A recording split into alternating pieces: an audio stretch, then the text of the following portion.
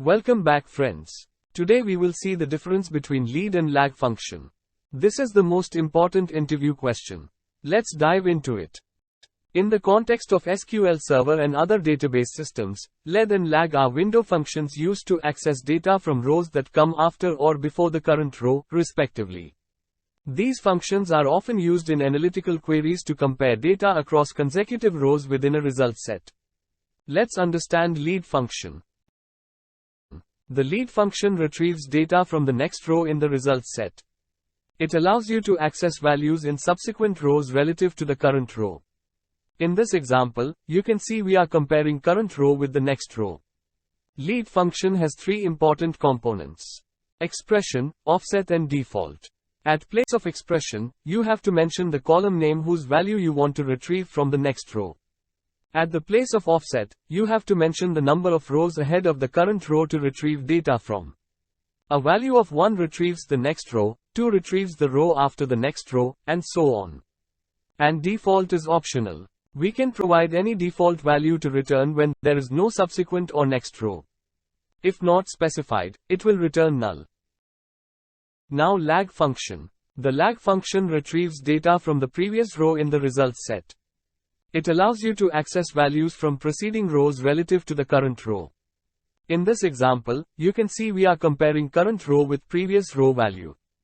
It means we are comparing Q2 sales with Q1 sales value. Lag function has three important components: expression, offset and default. At place of expression, you can mention the column whose value you want to retrieve from the previous row. At place of offset, you can mention the number of rows behind the current row to retrieve data from. A value of 1 retrieves the previous row, 2 retrieves the row before the previous row, and so on. And the last is default, which is optional. We can mention any default value to return when there is no preceding row. If not specified, it will return null. Let's understand with an example. Suppose we have a table named sales with 2 columns: sales date and amount. Now, we want to calculate the difference between the current day's sales amount and the sales amount of the previous day, as well as the sales amount of the next day. We can achieve this using lead and lag function.